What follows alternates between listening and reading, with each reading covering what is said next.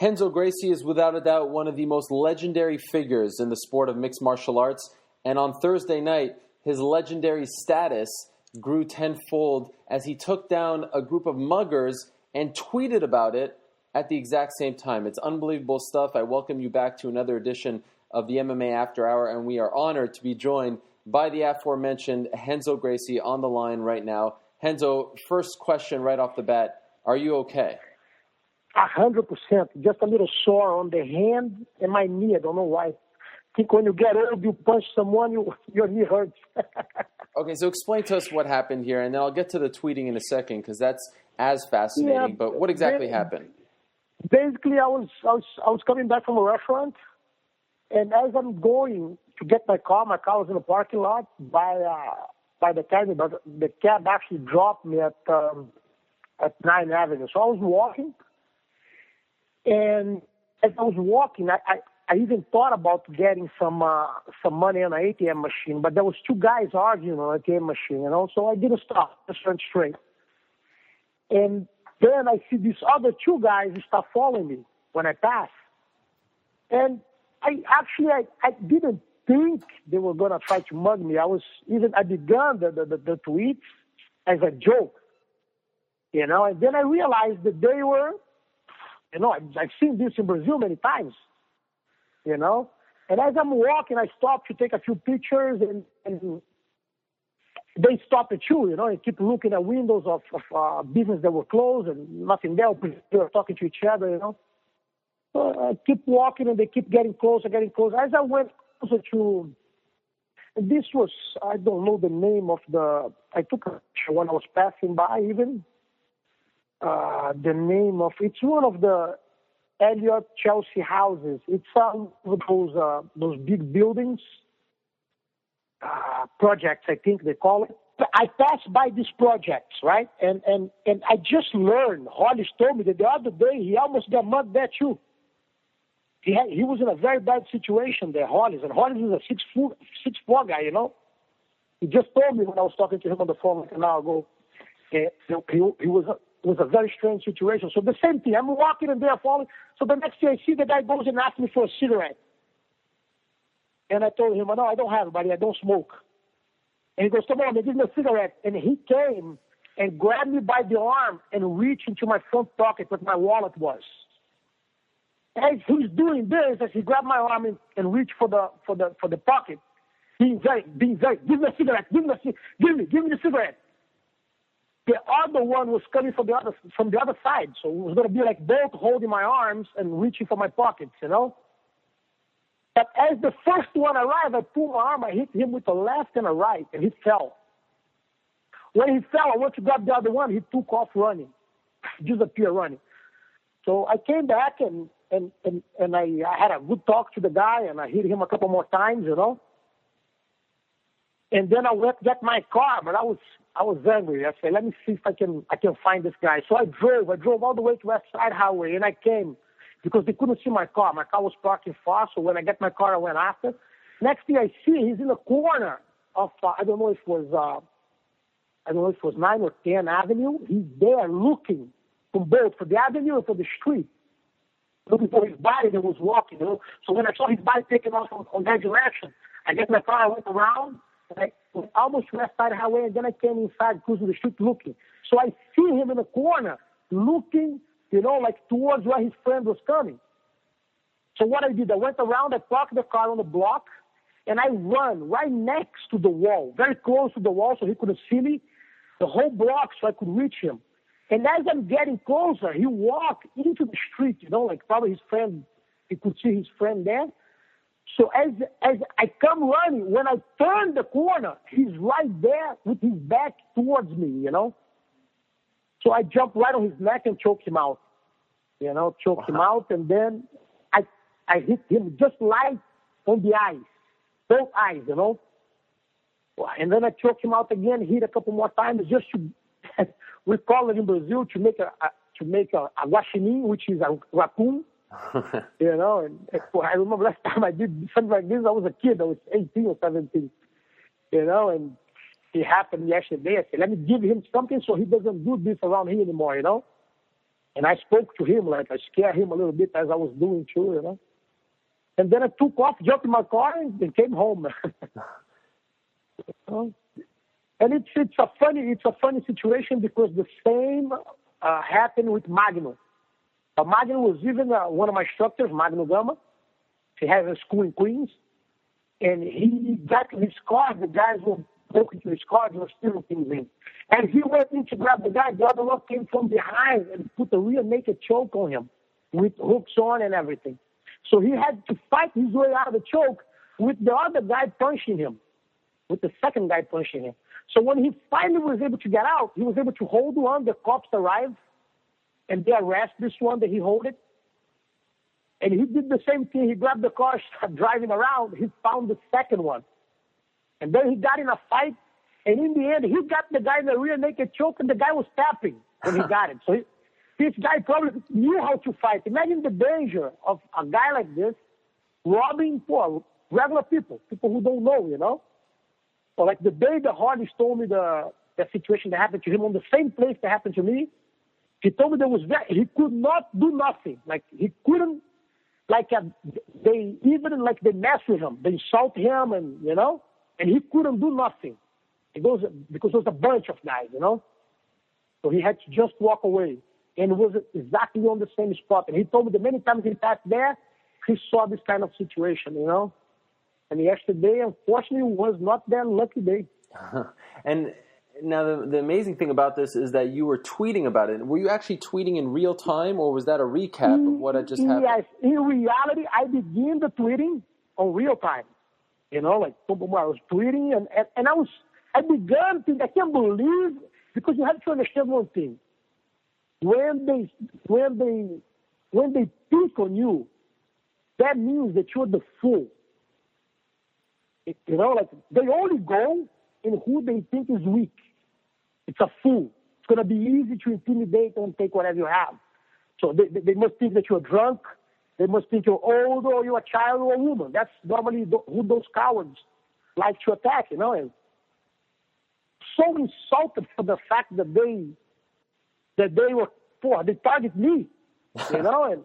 And for the whole time I was expecting a gun or a knife. If they had pulled out one of those, I would give my watch, my money, you know. But they didn't have it. So I couldn't believe that they actually came to steal from me just on force, just like, you know, pushing their way through. I couldn't believe, you know. And as I was going, I was tweeting in real time as that was going on, you know.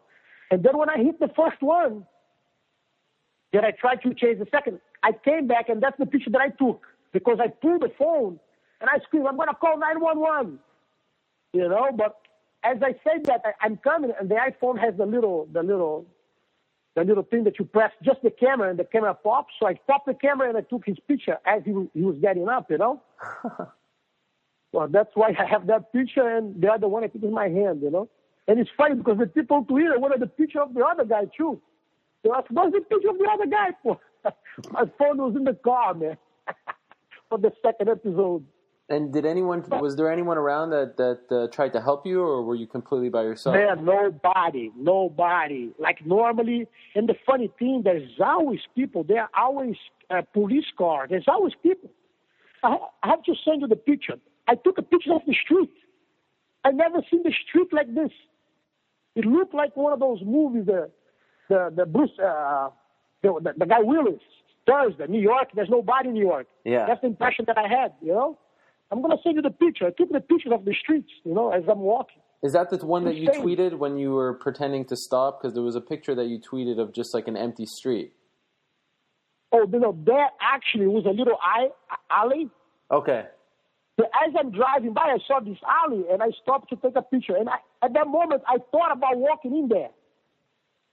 Because I said, boy, if I walk in there, then both will follow, and they won't be able to get away, you know. Like, I'm going to be able to close both in there, you know. But I said, it would be stupid if I walk into something like this, and they actually armed, you know. So then I said, better to stay here on the avenue. And as I'm approaching the corner, that's when they came, you know. So you actually, that's why, and then you tweeted a picture of your hand that was hurting. You mentioned your knee as well. So you actually roughed them up. And then what happens? You just left them there? Yeah, I left them there, yeah. I left them there. Did you call the police? No. After I finished the second one, I went straight to my car and took off. That's it. You know? Yeah. Hit the tunnel, head right home. Your work is done. Hit them. Well, I think it's better sometimes than just arrest them. You know, it's a good education process. Sometimes these kids don't get it when they're growing up. That's why they are like this. You know, they don't know how to be polite. Has that ever happened to you? Has someone ever tried to do this to you? There was one time, and I was very angry. It was on Times Square, and I was me, but I had a few guys with me. It was me, you know, the Gordo, the guy who trains Rafael.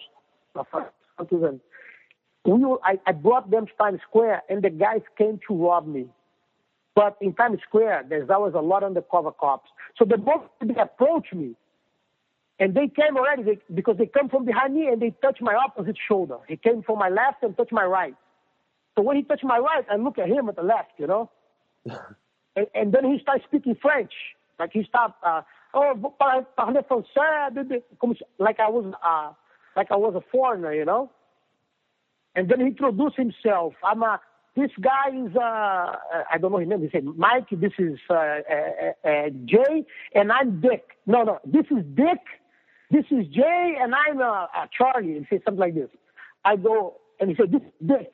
I go, are you sure that you're Charlie? You look like the Dick to me. I said to him, you know. And as I say this, and there was a patient, I go to them. I have $3,000 in my pocket.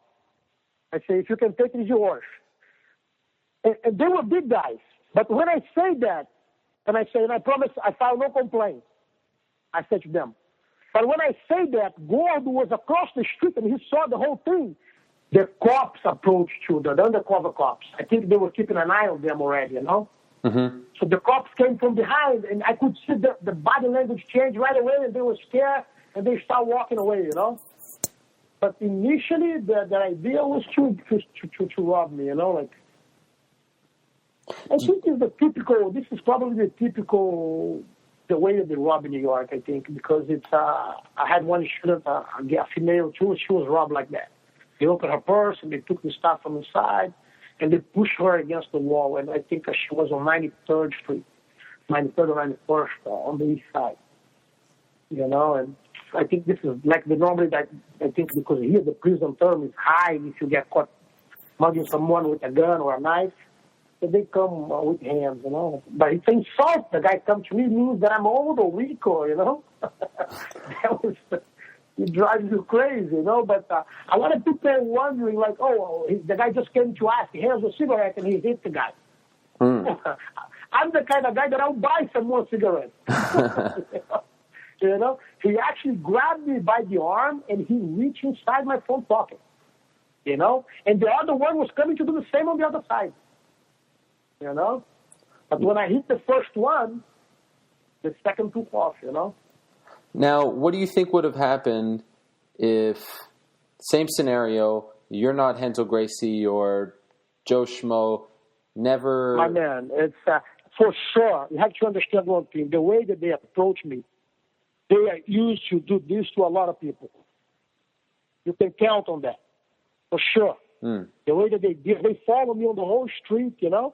And they found the best moment that they could attack, and they did. If it was a woman, if it was someone that didn't know how to fight, to be a victim, for sure, you know? Because you're in a situation that you're not used to, you know?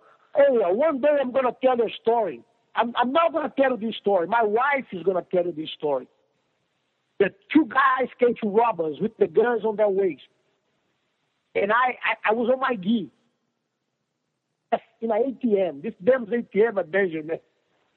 You know? So I'm going to have her telling you the story, how everything turned out. I didn't have no gun. Both were armed, you know? And this is a very interesting story. This is a very nice one, you know? When was that? I don't advise nobody to do it. Huh? When was that? That was before I moved to the United States, right before I moved to the United States, you know? But it was a very interesting story. That was down in Brazil. Okay. The two guys came to rob us, you know, and was very... I'm going to ask her to tell you. Okay. And she'll tell her version. Mrs. Renzo Gracie. Now, what has been the reaction? I mean, all day people are talking about this all morning in MMA. What has been the reaction you received? I could not even check the Twitter timeline or nothing like that because I was just training with Frank. I was training with Frank for his fight. I just finished and came home for a shower. And then you called me. Like, how can I say no to you? You know? I appreciate it.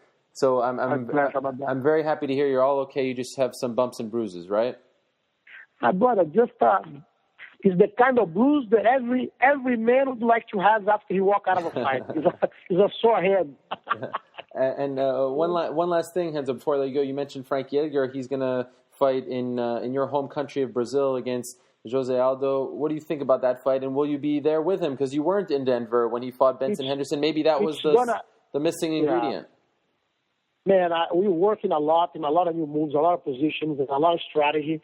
And today I was talking to Frank, and I go, Frank, I'm having a very good feedback from Brazilians. They a lot of Brazilians are supporting you. They admire you, and they, like you're gonna maybe you have a huge crowd rooting for you. He looked at me and he goes, Renzo, there's only 2 Brazilians that I care. They are there. I go, who? And he goes, Ricardo Almeida and you. So I guess I'm going to be there for sure, with him. For sure. That's amazing. Well, Renzo, once again, you proved that you are one of, if not the most legendary figure in MMA. You continue to amaze and impress us. Very happy to hear that you're okay. And keep up the tweeting. The most prolific tweeter in this sport. Maybe the most prolific tweeter in Twitter history. It's unbelievable what you did.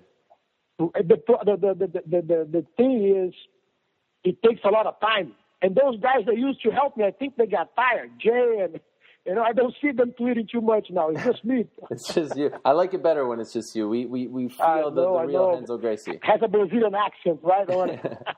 A Brazilian twist. Thank you so much, Renzo, and great to hear that you're okay. Always a pleasure talking to you, my brother. Bye-bye.